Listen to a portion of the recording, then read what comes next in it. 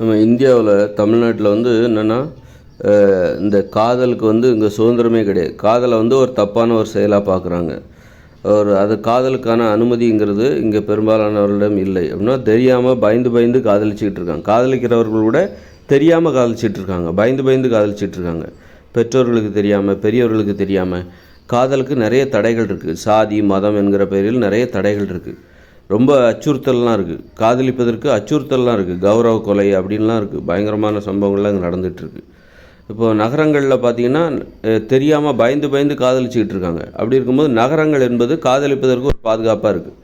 எது சென்னை போன்ற நகரங்கள் என்பது காதலிப்பதற்கு தெரியாமல், பெற்றோர்களுக்கு தெரியாமல் காதலிப்பதற்கு அந்த சென்னை நகர சூழல் என்பது ஒரு வாய்ப்பாக இருக்குது. அதை தப்புன்னு நினைக்கிறாங்கல்ல, அது காதல் என்பது தப்புன்னு நினைக்கிறேன். தப்பு பண்ணுறதுக்கு பெருவாக நகரங்கள் என்பது தவறுகள் செய்வதற்கு, குற்றங்கள் செய்வதற்கு ரொம்ப பாதுகாப்பான இடமா இருக்கும்.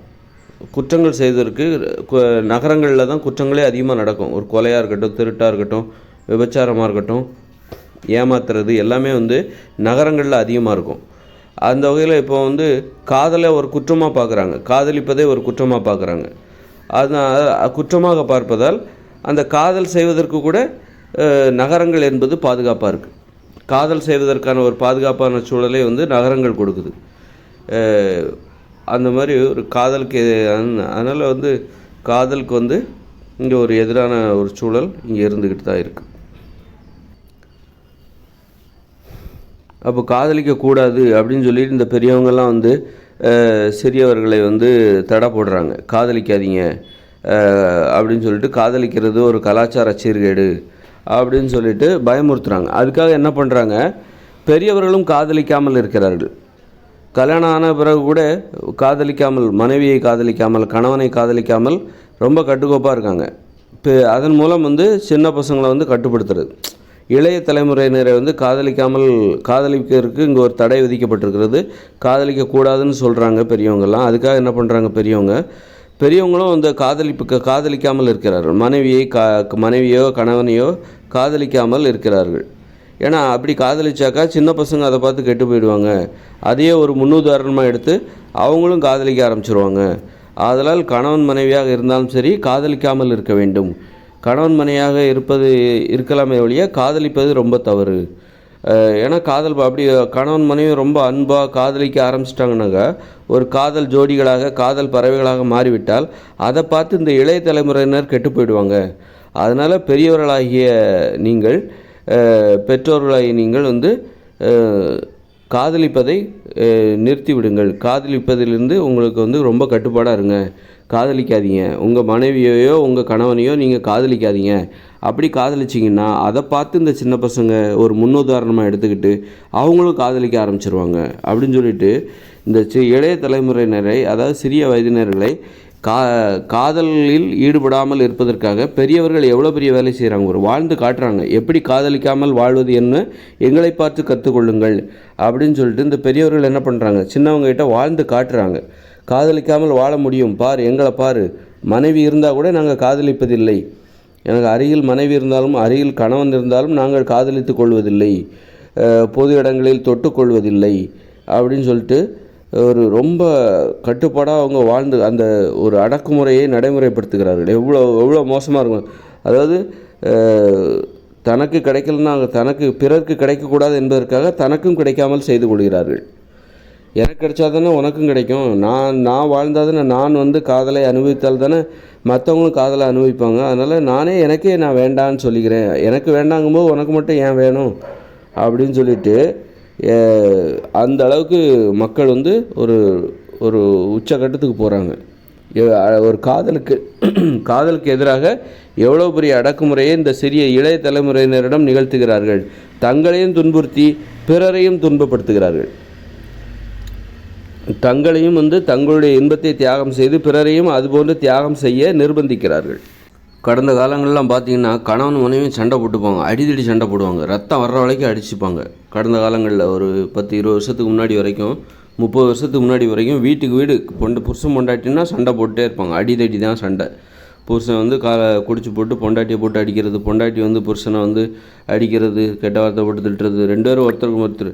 இது எதை நிரூபிக்கிறாங்க அப்படின்னா, காதலிக்காமல் வாழ்வது எப்படி என்பதை நிரூபிப்பதற்காகத்தான், அதன் மூலம் இந்த சின்ன பசங்களை கட்டுப்படுத்துறதுக்காக, சின்ன பசங்களை கண்ட்ரோல் பண்ணணும், சிறிய வயதினரை கண்ட்ரோல் பண்ணணும், எப்படி காதலிக்காமல் வாழ்வது அப்படிங்கிற அந்த முயற்சி, அதை நிரூபிக்கிறதுக்காக தான் என்ன பண்ணுறாங்க, பாரு எங்களை பாரு, நாங்கள் காதலிக்கவா செய்கிறோம், அதனால் எங்களை பார்த்து நீனும் கற்றுக்கோ, நாங்கள் காதலிப்பதில்லை, நாங்கள் ஒருவர் வெறுத்து கொள்கிறோம், பொண்டாட்டியாக இருந்தாலும் புருஷனாக இருந்தாலும் எப்படி சண்டை போட்டுக்கிறோம் பாரு, ஒருத்தர் எப்படி அடிச்சுக்கிறோம் பாரு, ரத்தம் வர வரைக்கும் அடிச்சுப்போம். அதனால் இங்கே காதலுக்கு நீ உனக்கு வாய்ப்பே கிடையாது, எங்களை பார்த்து கற்றுக்கோ, எப்படி காதல் இல்லாமல் வாழ்வது என எங்களை பார்த்து நீ கற்றுக்கொள். அதனால் காதல் கீதல்னு வந்து நிற்காத, செம காண்டாயிடுவோம் நாங்களே வந்து எந்த அளவுக்கு நீ உங்களை கட்டுப்படுத்துறதுக்காக தான், நீங்கள் காதலிக்கக்கூடாது என்பதற்காக தான் நாங்கள் எப்படி காதல் இல்லாமல் வாழ்வது என உங்களிடம் நாங்கள் வாழ்ந்து காட்டுகிறோம். அதனால தான் நாங்கள் தினம் அடிச்சுக்கிறோம், ஒருத்தர் ரத்தம் வர வரைக்கும் அடிச்சுக்கிட்டு கெட்ட வார்த்தையால் திட்டிக்கிட்டு காரி துப்பிக்கிட்டு எப்படியெல்லாம் சண்டை போடுறோம் பாரு. அப்போ அந்த மாதிரி நீ வாழ கற்றுக்கோ, காதலிப்பது என்கிற அந்த பேச்சுக்கே உன் வாழ்க்கையில் இடம் இருக்கக்கூடாது, அதனால் காதலிக்கக்கூடாது அப்படின்னு சொல்லிட்டு, காதலிக்காமல் வாழ்வது எப்படி என நிரூபிப்பதற்காக கடந்த ஒரு 30 வருஷத்துக்கு முன்னாடிலாம் ரொம்ப எக்ஸ்ட்ரீமாக ரொம்ப ஒரு பயங்கரமான ஒரு முயற்சியெல்லாம் பண்ணியிருக்காங்க. ஒரு முன்னுதாரணமாக இளைய தலைமுறையினருக்கு முன்னுதாரணமாக வாழ்ந்து காட்டுறாங்க.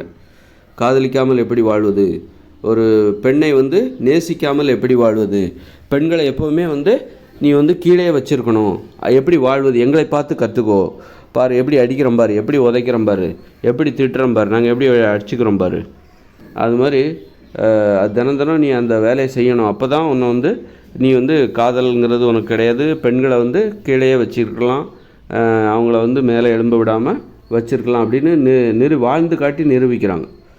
இப்போ தான் கொஞ்சம் காலத்தால் மாறுதல் ஏற்படுகிறது. மனுஷங்க சும்மா இருக்காங்க, அதாவது சும்மா தான் இருக்கிறாங்க, எதையும் செய்யாமல் சும்மா இருக்கிறாங்க. அவங்க கவனம் எல்லாமே இந்த டிவி மேலே திரும்பிடுச்சு, டிவியை பார்க்க ஆரம்பிச்சிட்டாங்க. முன்னாடி சண்டை போட்டுக்கிட்டு இருந்தாங்க, கொலையாடி சண்டைலாம் போட்டுக்கிட்டு இருந்தாங்க.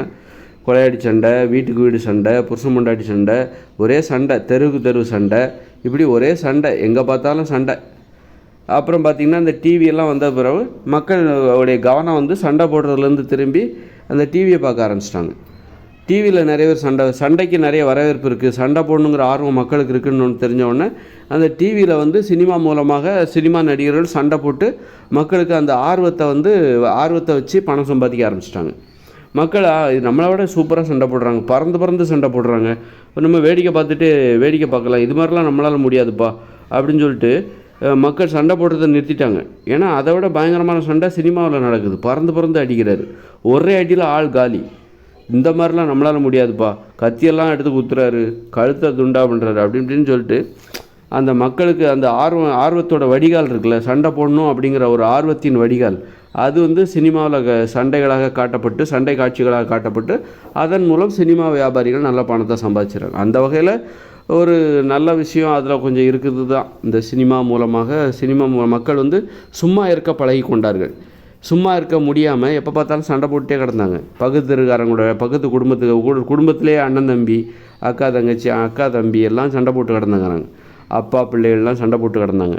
பக்கத்து தெருக்காரங்க, சாதி சண்டை, தெரு சண்டை, ஊர் சண்டை, இப்படி சும்மா இருக்க முடியாமல் எப்படி சும்மா இருப்பது, சண்டை போடாமல் எப்படி சும்மா இருப்பது என்பது தெரியவில்லை. சண்டை போடாமல் எப்படி வாழ்வது என்பது அவர்களுக்கு தெரியவில்லை. அதனால தான் சண்டை போட்டு கிடந்தாங்க. அப்புறம் தான் இந்த டிவி வந்தவுடனே சண்டை போடாமல் சண்டைகளை டிவியில் வேடிக்கை பார்க்க ஆரம்பித்தாங்க. அங்கேயும் சண்டை தான், அங்கேயும் பாருங்கள். அவங்களுக்கு வந்து சரி டிவி வந்துருச்சா, டிவியில் என்ன அன்பையாக போதிக்கிறாங்க, அந்த சினிமாவில் என்ன அன்பையாக, அங்கேயும் வந்து பார்த்திங்கன்னா சண்டை தான். அங்கேயும் சண்டை போட்டு அந்த சண்டைகளை வந்து அதை அங்கே பார்க்க ஆர்வம். அப்போ வந்து சும்மா இருக்க கற்றுக்குறாங்க. எப்படி சண்டை போடாமல் சும்மா இருப்பது, அதுக்கு ஒரே வழி டிவி பார்க்குறது தான். டிவி பார்த்துட்டா நீ நல்லா வேடிக்கை பார்க்கலாம், சீரியல் தொடச்சா போடுவாங்க, சினிமா முதல்ல போட்டுக்கிட்டு இருப்பாங்க. அப்படி நீ அந்த நேரத்தில் நீ சண்டை போடாமல் இருக்க, நீ சும்மா இருக்க பழகி கொள்கிறாய். இப்படியே 10 நாள், 1 வருஷம், 10 வருஷம் நீ இப்படியே டிவியே பார்க்கும்போது உனக்கு சண்டை போடுற வழக்கம் உன் வாழ்க்கையில் மறந்துடும். சண்டை போடுறதுங்கிறது வந்து எப்போ போட்ட சண்டை. இப்போ எங்கேங்க அடுத்து டிவி வந்துச்சு, 10 வருஷமாக டிவியை தான் பார்த்துக்கிட்டு இருக்கேன். டிவியில் தான் விதவிதமாக சண்டை போடுறாங்க, WWEலாம் போடுறாங்க, பயங்கரமாக அடிக்கிறாங்க. எப்படிங்க இந்த மாதிரியெல்லாம் அடி வாங்குறாங்க, அடிக்கிறாங்க, பல்ட்டி அடித்து விடுறாங்க, ஒன்றும் ஆகாதா, பல்லுகள்லாம் உடையாதா அப்படின்னு அந்த குழப்பத்திலே மக்கள் வந்து பல வருஷத்தை கடந்து வந்துடுறாங்க. இப்படி தான் வந்து மனுஷ வாழ்க்கை இருக்குது.